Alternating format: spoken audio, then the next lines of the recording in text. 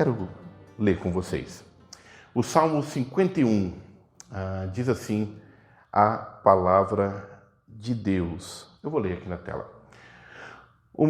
Para o mestre de música, Salmo de Davi, escrito quando o profeta Natã veio falar com Davi depois que cometeu adultério com Batseba. Tem misericórdia de mim, ó Deus, por teu amor. Por tua grande compaixão, apaga as minhas transgressões. Lava-me de toda a minha culpa e purifica-me do meu pecado. Pois eu mesmo reconheço as minhas transgressões e o meu pecado sempre me persegue. Contra ti, só contra ti pequei e fiz o que tu reprovas. De modo que justa é a tua sentença e tens razão em condenar-me. Sei que sou pecador desde que nasci, sim, desde que me concebeu minha mãe.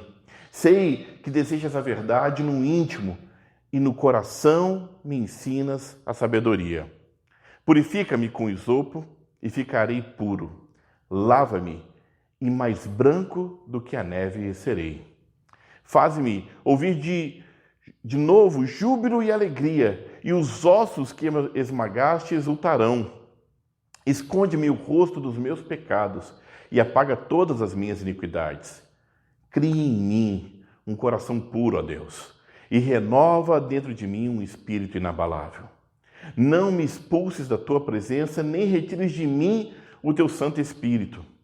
Devolve-me a alegria da tua salvação e sustenta-me com um espírito pronto a obedecer. Então ensinarei os teus caminhos aos transgressores para que os pecadores se voltem para ti. Livra-me da culpa dos crimes de sangue, ó Deus. Deus da minha salvação, e a minha língua aclamará a tua justiça. Ó Senhor, dá palavra aos meus lábios, e a minha boca anunciará o teu louvor. Não te deleitas em sacrifícios, nem te agradas em holocaustos, senão eu os traria. Os sacrifícios que agradam a Deus são um espírito quebrantado, um coração quebrantado e contrito. Ó Deus, não desprezarás. Por tua boa vontade, faz Sião prosperar. Ergue os muros de Jerusalém. Então te agradarás dos sacrifícios sinceros, das ofertas queimadas e dos holocaustos e novilhos serão oferecidos sobre o teu altar. Palavra de Deus às nossas vidas em Cristo Jesus. Que o Senhor nos abençoe nessa noite, meus irmãos, em Cristo Jesus. Amém. Meus irmãos, uma das canções bem conhecidas sobre esse salmo é uma canção bem alegre. Aquela, cria em mim, ó Deus. Não vou cantar não, para não estragar a noite de vocês. Mas, logo quando eu comecei a ler esse texto, a pensar sobre ele, a meditar, eu comecei a buscar na minha cabeça uma canção que expressasse tristeza. Uma canção que expressasse, sabe, um sentimento de dor, que ao ouvir ela já nos levasse a entender a dor daquele que está cantando. É interessante que eu comecei a falar sobre isso com algumas pessoas ao longo dessa semana. Uma delas foi até o Emerson. O Emerson falou assim, quando eu penso em música triste, eu lembro da música do Chaves, quando o Chaves está indo embora. O Júnior lembrou de uma outra canção. Eu lembrei de uma canção que ela não é cristã, mas essa canção para mim se transformou em uma canção de profundo lamento. Eu não lembro nem o nome do autor mesmo, mas é um samba antigo, que diz, naquela mesa ele sentava sempre. E essa música foi logo depois que meu avô faleceu, eu ouvi essa música. E sabe, essa dor de quando eu escuto, ou se eu lembro da letra, as lágrimas viram aos olhos, porque de fato tinha uma mesinha no cantinho ali da varanda ali, onde sempre meu avô estava e está vazia desde que ele se foi. E pensar sobre dor, eu comecei a perguntar, e então o nosso irmão Henrique me lembrou, na verdade me lembrou não, me apresentou uma canção. Uma canção que ele cantou num coral, e aí depois um dia vocês pedem para ele contar essa história, num coral na Polônia, olha só, quem não sabe dessa história. E é uma canção que se chama Deep River. Talvez alguns conheçam, mas eu não conhecia. É uma canção que não se sabe exatamente quem é o autor. Eu anotei algumas coisas sobre ela que diz assim, é um exemplo clássico de uma espécie, né, de uma classe, de um gênero de música chamado espiritual afro-americano, que nasceu no meio das plantações e são canções de tristeza que os escravos americanos, né, no sul dos Estados Unidos, comporam nos anos 1600, 700 e 800. As canções foram criadas vocalmente por grupos de escravos que trabalhavam nos campos e se reuniam em reuniões campais, tendo as melodias mais populares passadas de uma plantação para outra. Eram gemidos, cantos de homens e mulheres que estavam vivendo a escravidão. É interessante que, novamente, eu tento mergulhar fundo em algumas coisas e eu fui pesquisar coisas sobre a escravidão e o barco que os escravos vinham, a maneira com que muitos morriam na travessia, que eram alimentados à força. Foi tantas dores que encheram minha alma e eu comecei a imaginar eles, no meio de tanta dor, cantando. Foi assim que eu creio que essa canção foi composta, né? Deep River é uma canção de esperança e saudade, expressando um desejo de paz e liberdade tanto no presente quanto na vida após a morte. Por meio dessas melodias, os escravos mantinham a esperança de sobreviver. Como eu disse, essa canção não se sabe exatamente o autor, sabe-se que no início dos anos 1900, um grupo de homens negros cantaram essa canção, mas ela já era uma canção popular. Mas a data mais marcante com relação a essa canção aconteceu no dia 9 de abril de 1939. Essa mulher, também, tudo isso foi novo para mim à medida que fui pesquisar. Eu queria descobrir aonde veio a canção, quem cantou, onde ela surgiu.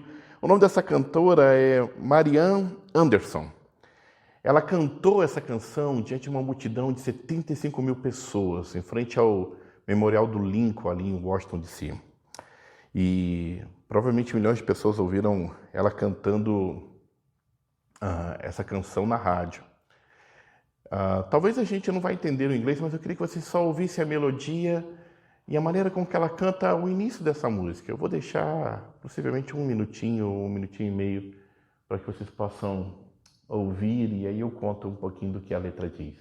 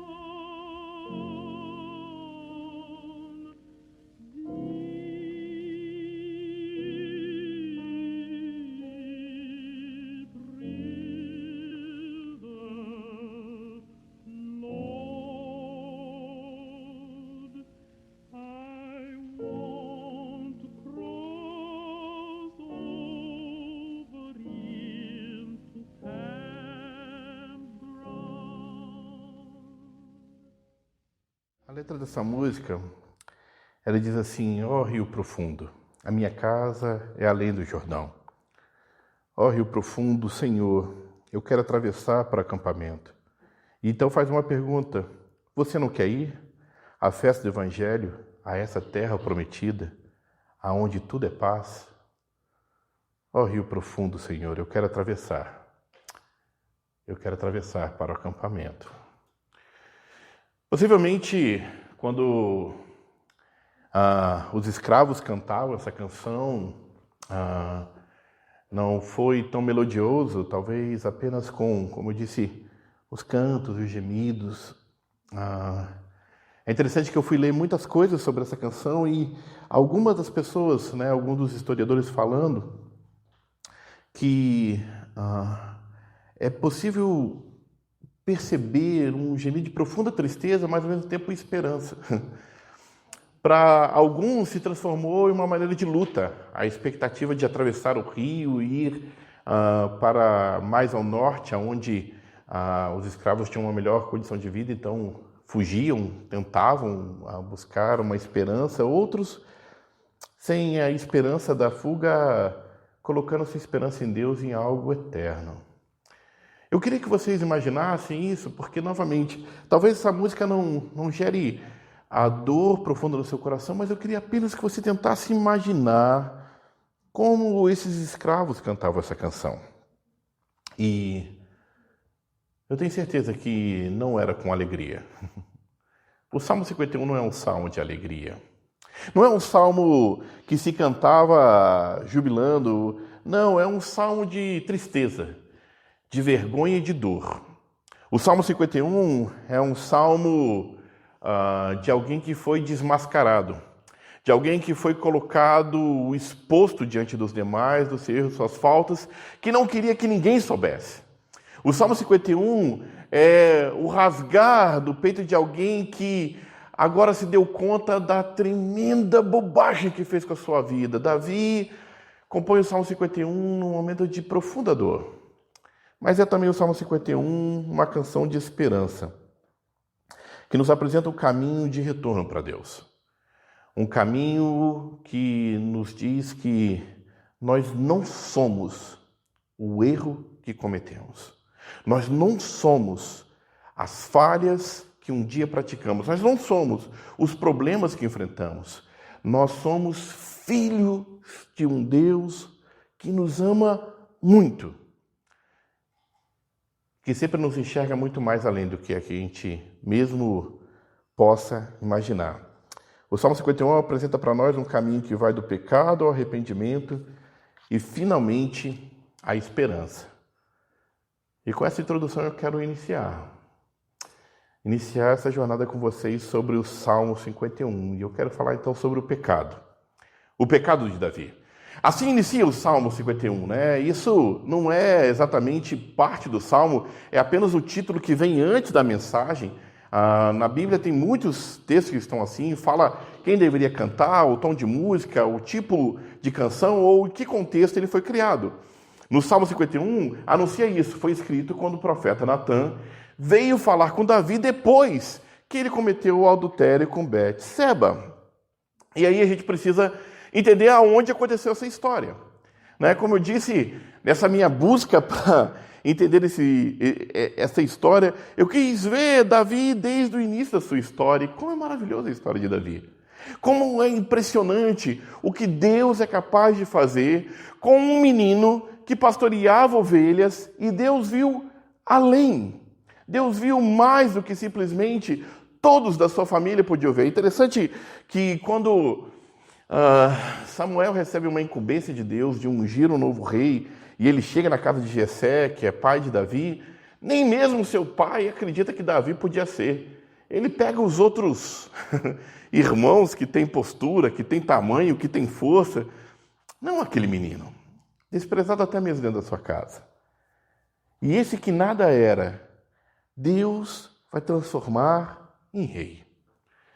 E eu não quero lembrar toda a história, mas vocês se lembram talvez de alguns pontos muito importantes da história de Davi.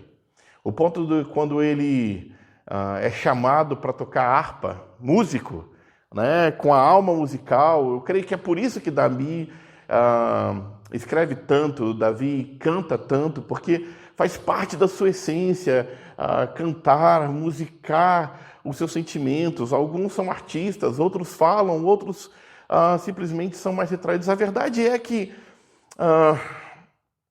Davi ele foi levado à presença de Saul, porque Saul já no final da sua vida, oprimido por um espírito que o atormentava, era Davi tocando as canções que traziam paz ao seu coração. É o mesmo Davi que foi encarar o gigante de Golias. Se lembram disso? Possivelmente essa mensagem vocês já ouviram uma dezena de vezes.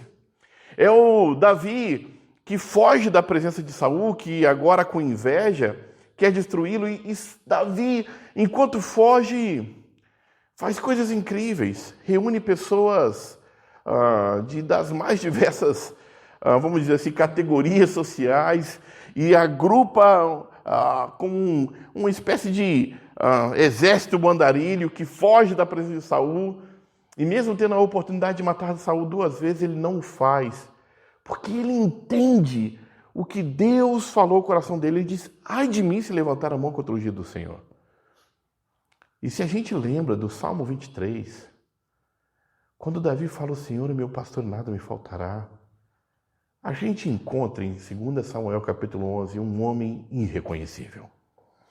Em 2 Samuel capítulo 11, nós vemos agora o rei Davi. O rei de toda a nação, não somente de Judá, ele foi rei em Judá durante 7 anos e meio, e logo depois Israel, o reino norte, também se junta ao reino de Davi. Ele unifica pela primeira vez os 2 reinos, agora é todo o grande reino, o reino de Davi. E esse homem, rei Davi, agora lutou guerras, expansões militares, e numa das guerras ele resolve ficar em casa. E quando ele está em casa, a Bíblia conta que ele começa a cobiçar uma mulher que estava tomando banho. Possivelmente, a gente especula, e aí fica realmente uma parte de interpretação. A Bíblia não deixa claro isso, mas o que essa mulher estava tomando banho nua no lugar onde o rei passava? Não sabemos. Não quero colocar a culpa nela. Eu quero colocar a visão de Davi, que não somente viu o que não deveria ver, mas começa a cobiçar. E a cobiça de Davi, ela vai num ponto mais além. Ele chama essa mulher. Entenda, ele é rei. E quando Batseba vai para Davi, ele tem a relação e ele se sacia como um animal. Eu lembro uma vez um testemunho de uma pessoa contando sobre o vício em prostituição. Ele dizia assim que quando ele terminava as relações com prostitutas, ele sentia como um lixo repulsivo. Talvez foi assim que Davi se sentiu. Logo depois de usar e ter as relações com Batseba, não queria absolutamente mais nada com ela. Ele a despede e manda, e a história teria acabado ali. Na verdade, estava tudo perfeito. O marido dela lutando na guerra, Davi, o rei, chamou, ninguém sabe de nada, só que tudo dá errado. Batseba fica grávida e manda notícia para Davi, Davi, eu estou grávida, e como que vai funcionar isso?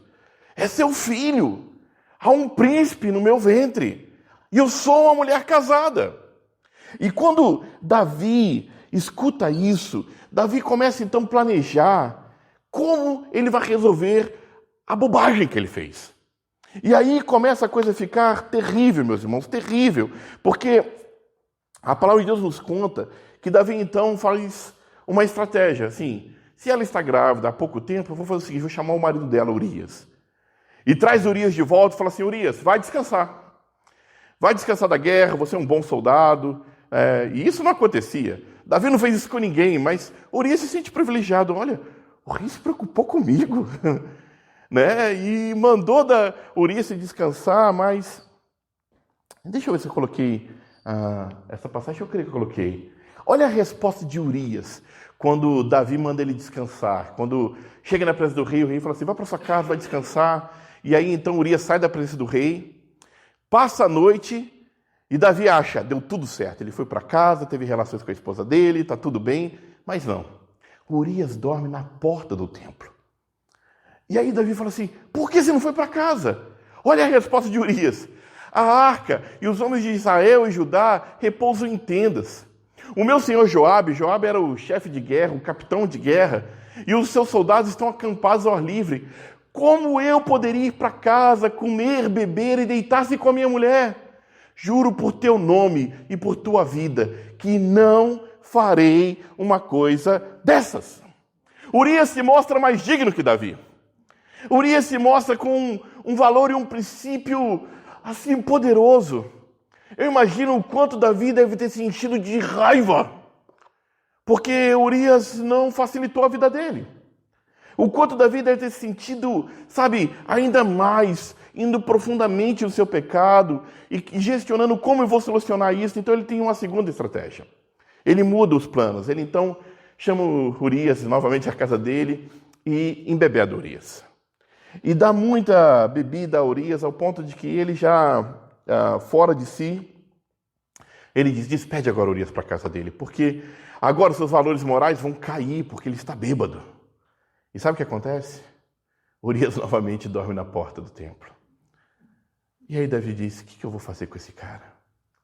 E aqui, meus irmãos, a parte mais cruel dessa história, a parte mais terrível dessa história. Davi chama Urias e fala assim, tudo bem, Urias, você vai voltar para a guerra. É lá onde você quer estar? Você vai levar uma carta.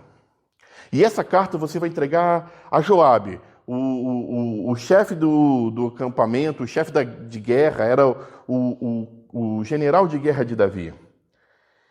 E eu fico imaginando Urias carregando aquela carta sem saber o conteúdo dela. Ele carrega aquela carta e chega na presença de Urias.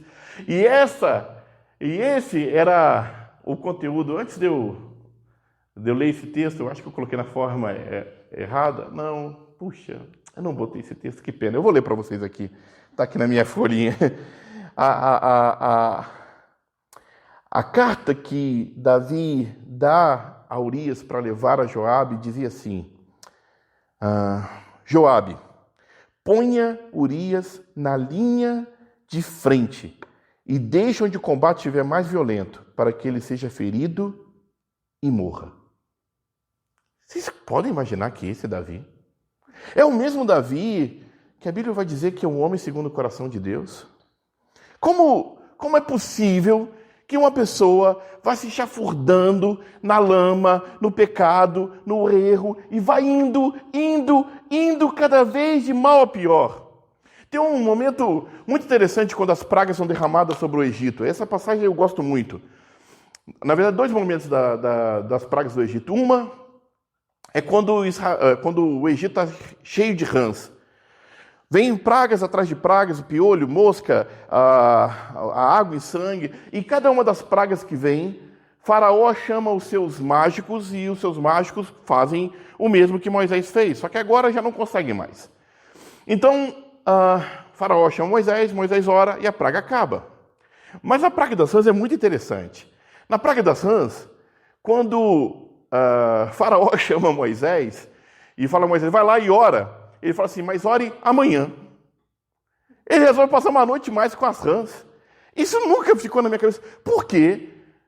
Eu estou cheio de rã. Imagine, a Bíblia diz que as rãs estavam nos becinhos dos bebês. As mamães aqui conseguem imaginar o becinho do seu bebê cheio de rã? Não, de forma alguma, né?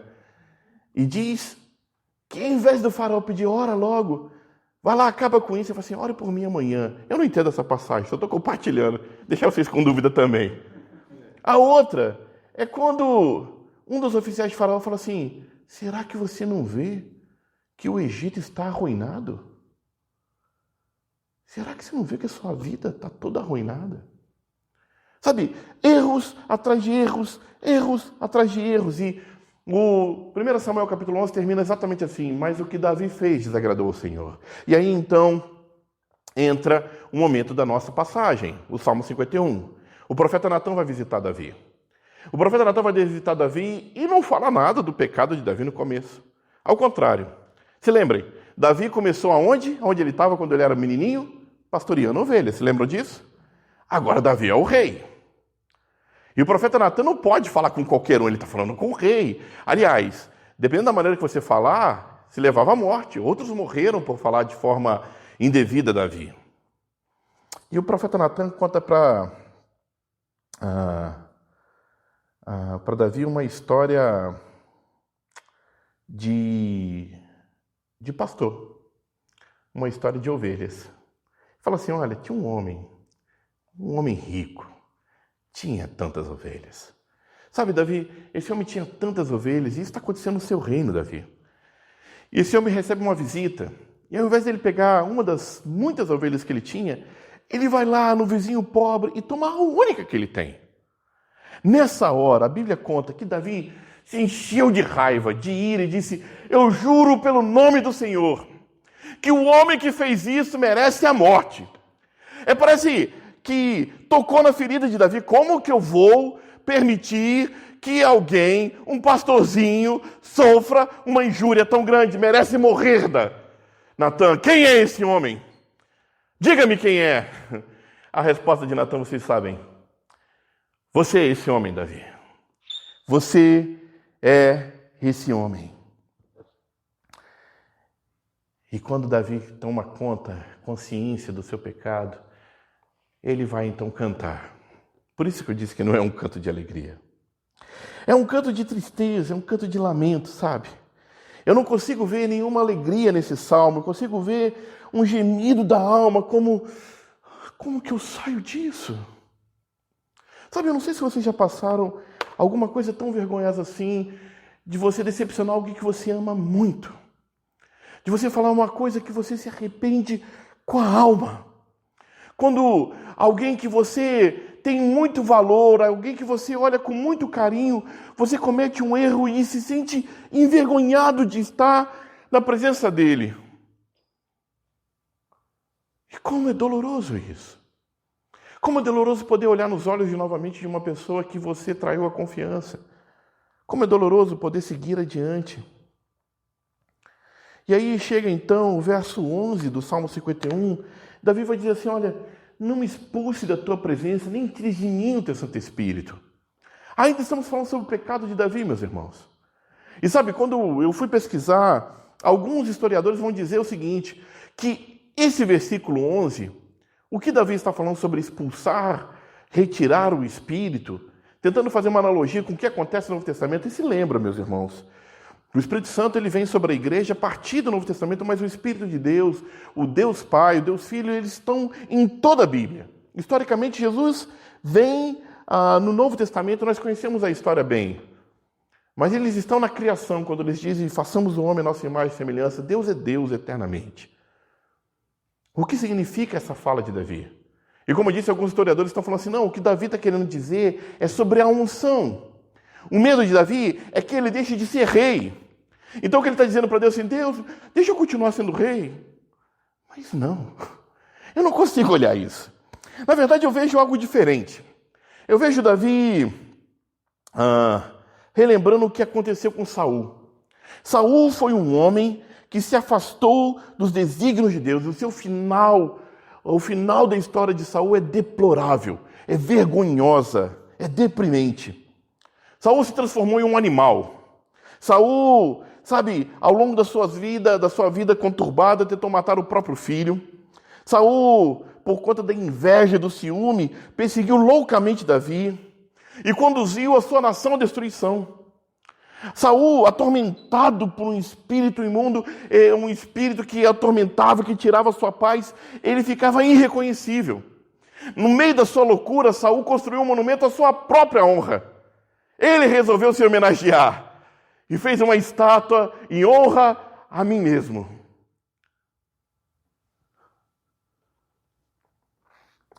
Saul deixou de esperar que Deus agisse e agiu como se ele mesmo fora Deus. E esse erro levou Saul ao fracasso, à perda do seu reino, ao final da sua história como alguém que era uma sombra do homem que um dia foi. É sobre isso que Davi está falando. Davi não quer que esse seja o final da história dele. Na verdade, quando a gente olha o pecado de Davi, a vida dele tinha que ter acabado ali. Ele não é digno. Na verdade, esse não foi o último pecado de Davi. Se você continua lendo a história, Davi ainda vai cometer coisas terríveis. Tantos pecados. Ele vai ser um pai negligente. Ele não faz nada quando a sua filha é estuprada dentro da sua casa. Ele não faz nada quando um irmão mata o outro. Quando um dos seus filhos se rebela contra o reino. Davi é inoperante muitas e muitas vezes. Ó Davi! Traidor imundo, adúltero.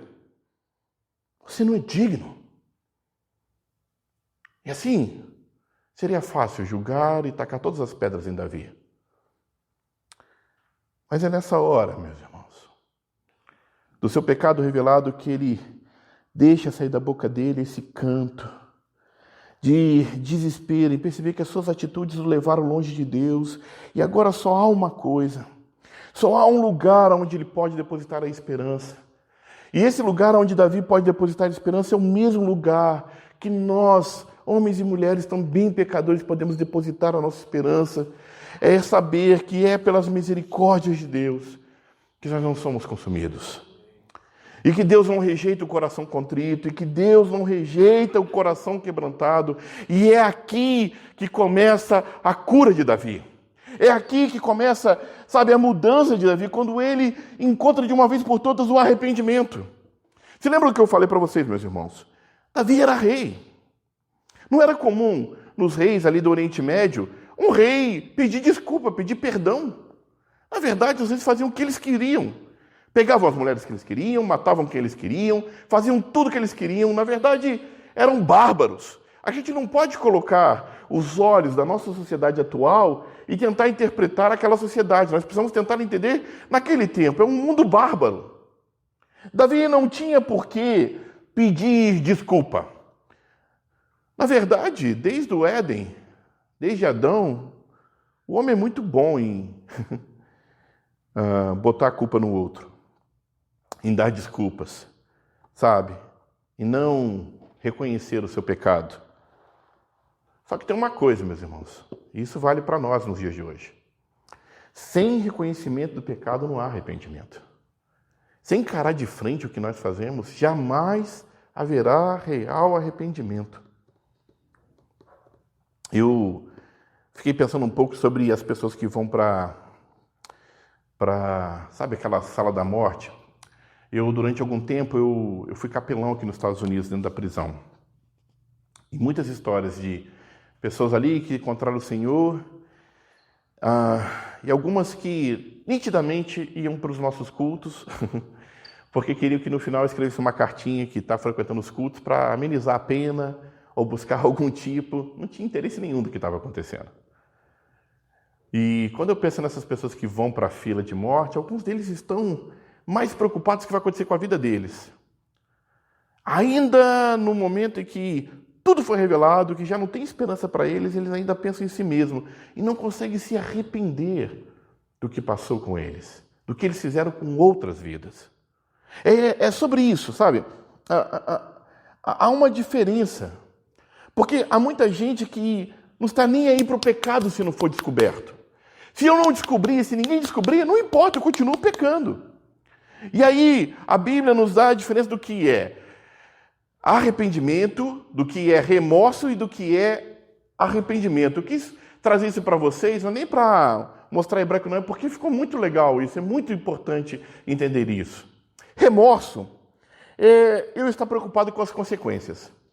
Remorsos se eu não for descoberto, eu não paro de fazer o que eu estou fazendo.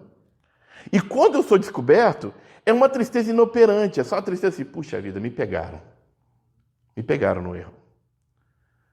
Remorso não muda a vida de ninguém. Agora, arrependimento, sim.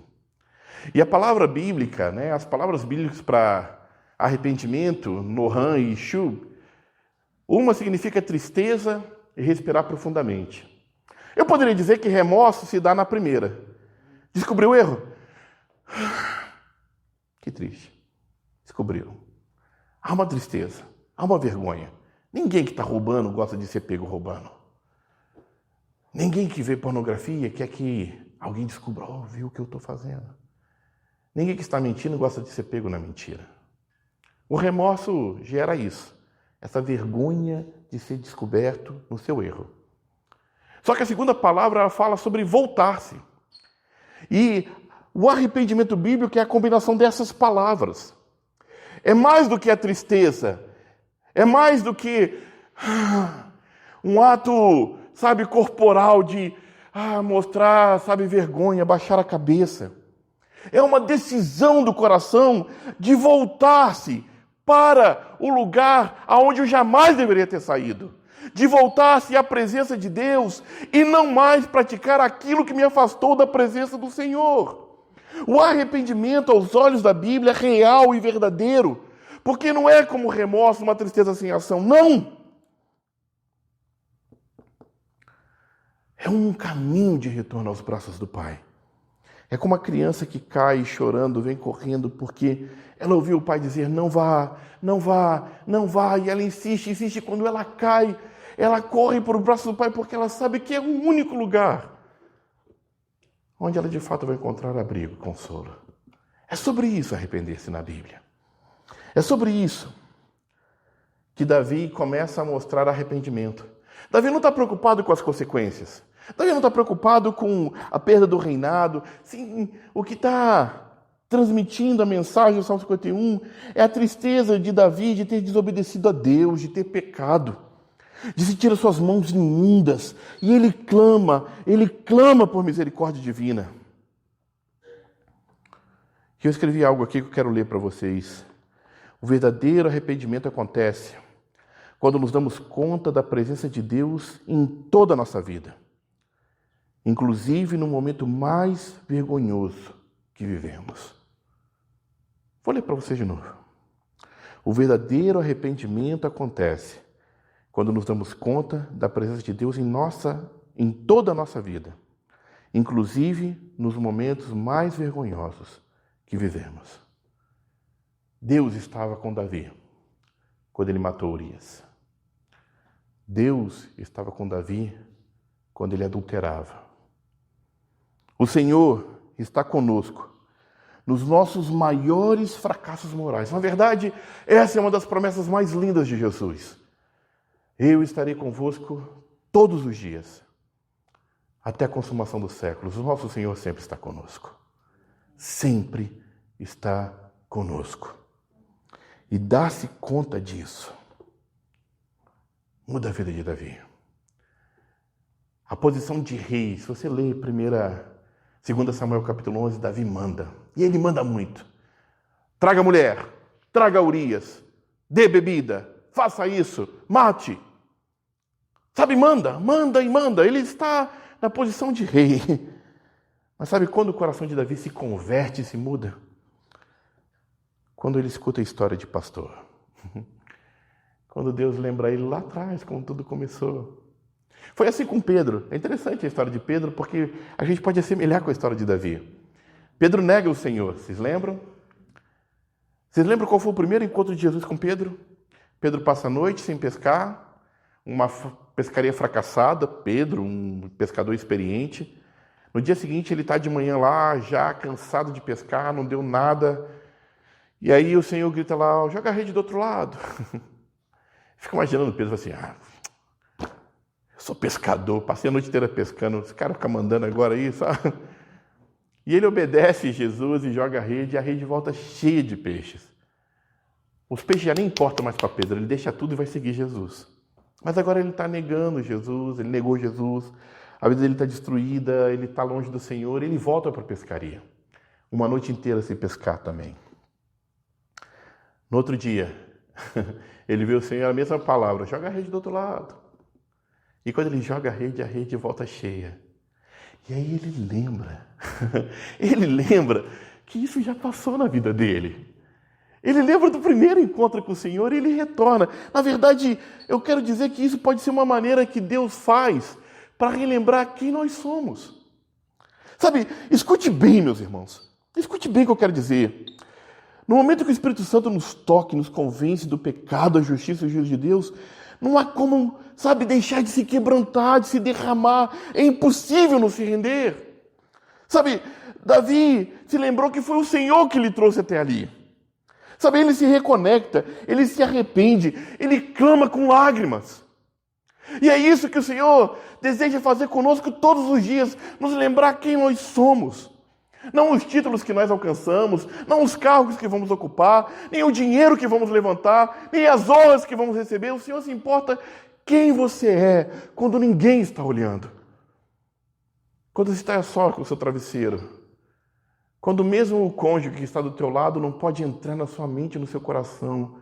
Quando você está diante dos seus medos, das suas angústias, das suas dúvidas, das suas alegrias, dos seus pensamentos, o Senhor se importa com tudo da sua vida.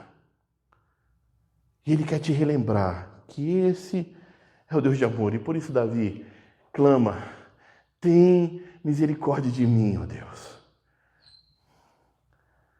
Não é porque eu sou bom, Senhor, mas é por teu amor, por tua grande compaixão.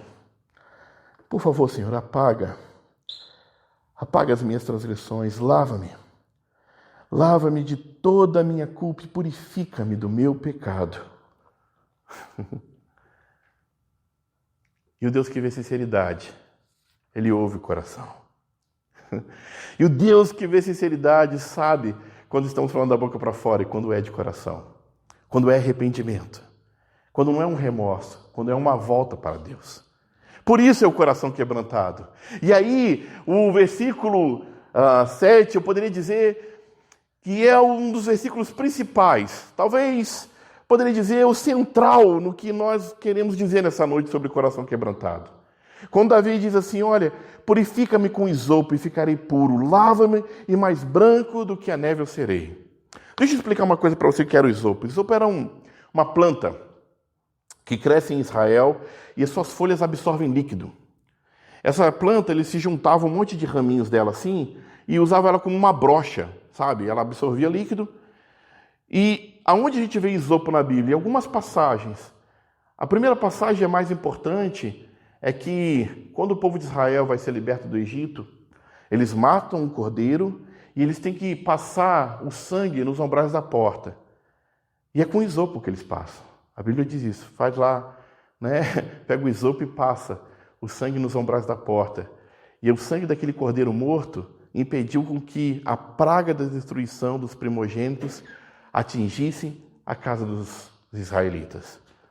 A outra passagem, lá em Hebreus, capítulo 9, vai dizer que Moisés, depois que fez o tabernáculo e tudo, ele asperge com isopo sangue sobre o povo de Israel e sobre a lei. E por que eu digo que isso é central, meus irmãos? Eu preciso que vocês entendam isso. Hebreus capítulo 9 nos explica algo. Vai dizer assim, olha, no caso de uma aliança, de um testamento, Hebreus 9, versículos 16 e 17, é necessário que se comprove a morte daquele que o fez. Pois um testamento só é válido no caso de morte, uma vez que nunca vigora enquanto está vivo quem o fez. O que está dizendo esse salmo? Pastor, me explica, deixa eu explicar. É que o testamento só tem valor, né? Vamos pensar, né? Eu vou deixar um monte de dívida para pagar para o Gabriel. E uns bonequinhos de Star Wars, né? E só é dele se eu morrer. Isso é o testamento. O que a Bíblia está explicando para mim e para você, aqui, com relação às alianças de Deus? É que só se houver morte, só se houver sangue, é que o testamento é válido. Então, por isso que há o sacrifício no Antigo Testamento. Por isso Moisés mata e joga sangue, porque ele quer que o povo entenda o preço que custa aquela aliança com Deus. E agora nós estamos no nosso tempo, e diferente da antiga aliança, que era necessário repetir uma série de sacrifícios, nós temos a morte de Jesus, meus irmãos, que uma vez por todas selou o caminho para com Deus e o perdão dos nossos pecados. E sabe, queria que você escutasse isso bem. É o sangue de Jesus, meus irmãos, o sangue de Jesus que é poderoso para nos salvar e restabelecer dentro de nós a alegria da nossa salvação. Como que vem essa alegria, pastor? Da mesma maneira que Davi. Ele pedia para aspergir com isopo, mas nós pedimos que o sangue da cruz seja aspergido sobre as nossas vidas, que nos limpe, que nos purifique. É em Hebreus 9 que diz, olha, isso acontece de uma vez por todas, senão era necessário Jesus morrer muitas vezes. É por isso que a salvação de Jesus, quando encontra o coração quebrantado, é de uma vez por todas, meus irmãos, não tenha dúvida disso. Porque a obra que o Senhor faz é eterna, é poderosa, é inigualável. E gera em nós uma alegria de estar na presença de Deus. Uma alegria de estar na presença de Deus não pelas bênçãos que Ele pode me dar, mas sim de estar diante de Deus, sabe? Para entender que o Senhor está aqui conosco. E o Senhor que nos reconecta com coisas simples, com a alegria de louvar, de estar perto do Senhor. Não precisa de muitas luzes, produção, não precisa de fumaça, não precisa de nada. Só o nosso Deus ao nosso lado.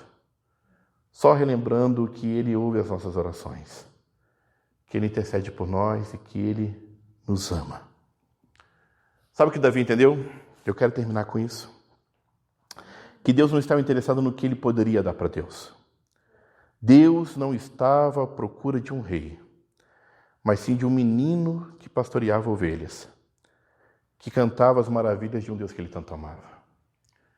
Deus não está interessado no que você pode dar ou oferecer. Tudo que você fizer veio primeiramente da mão dele. Ele está interessado no seu coração. E qual é a palavra poderosa que você precisa ouvir para voltar à presença de Deus? O verso 17 diz assim: sacrifícios que agradam a Deus são um espírito quebrantado. Um coração quebrantado e contrito, ó Deus, não desprezarás. E como nós podemos terminar essa mensagem? Nós que ouvimos que devemos servir ao Senhor de todo o coração, nós que semana passada ouvimos que devemos ter um coração valente, fazer a obra de Deus, hoje somos desafiados a voltar a um momento muito especial das nossas vidas, quando nós nos encontramos com o Senhor pela primeira vez.